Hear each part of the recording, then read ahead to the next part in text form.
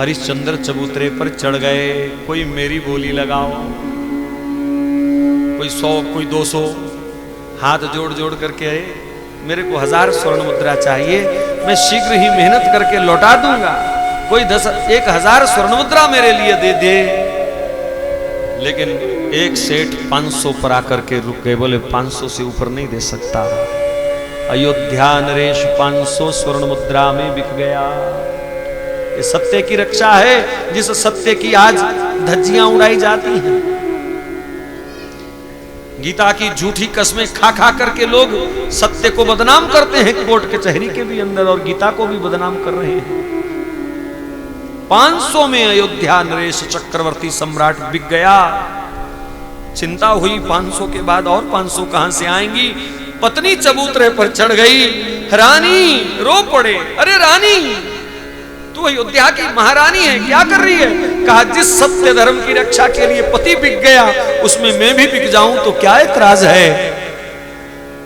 जिस देवी की शालीनता पर सारी प्रजा को कभी नाज होता था, आज मनचले लोगों ने उसके रूप के सौंदर्य के बोल बोले, बोली लगाई।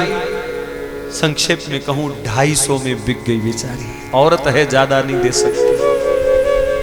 घर के काम काज करके वो अपने मालिक की सेवा करेगी जिसने खरीदा है। और 250 फिर रह गया। बेटा रोहित चढ़ गया, बोला जिस कर्तव्य पर माता पिता ने अपना तन मन न्योछावर कर दिया, उस कर्तव्य परायणता में मैं बिक जाऊं तो क्या ऐतराज। लेकिन बड़ी मुश्किल मनाया। जिसके यहां रानी जा रही थी, कहा तू इसको भी खरीद ले, तेरे जल भर देगा, तेरे और काम कर दिया करेगा, मेरे पति का जो कार्य है वो पूर्ण हो जाएगा। दया आ गई उसको, मां के बगैर बेटा कैसे रहेगा। 500 दे दिया। 1000 स्वर्ण मुद्रा लेकर के आज परिवार का विषय हो गया। कहा मैं विश्वामित्र जी को दे आऊं। 1000 स्वर्ण मुद्रा लेकर के नाव में बैठे, गंगा पार करनी है। लेकिन भाग्य की कैसी परीक्षा, झटका लगा, थैली हाथ से गिर गई।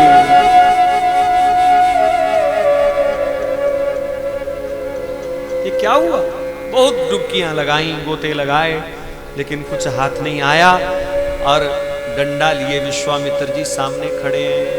महीना हो गया, गुरुदेव बहुत कोशिश करी, कामयाब भी हो गया था, लेकिन ये सब हो गया। अच्छा ठीक है, जल्दी जल्दी पूर्ण करके राशि मुझे देनी है। ठीक है गुरुदेव। हैरान होंगे आप, शमशान घाट का ठेका था जिसके पास काशी में कालू डूम, कालू चंडाल, उसके यहां हरिश्चंद्र नौकरी करने लगे। और काम क्या मिला? मुर्दे जलाने का, मुर्दे जलाने का।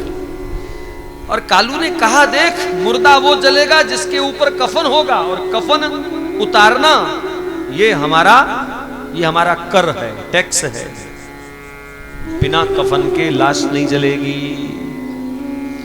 अयोध्या नरेश सारा दिन मरघट के धुएं में लाशें जलाता है।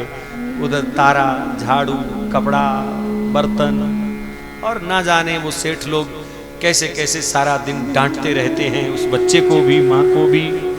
और एक दूसरे की शक्ल देखे महीनों बीत गए। भाग्य ने फिर एक कड़वी करवट ली। पुष्प लेने गया था रोहित, सर्प ने दंश मार लिया, डस लिया। काले सांप का जहर एक पल में बच्चे के शरीर को समाप्त कर देता है। किसी ने बताया, तारा रोती बिलखती जाकर के क्या देखती है, बेटा रोहित मृत पड़ा है और सारा शरीर जहर से नीला होने लग गया।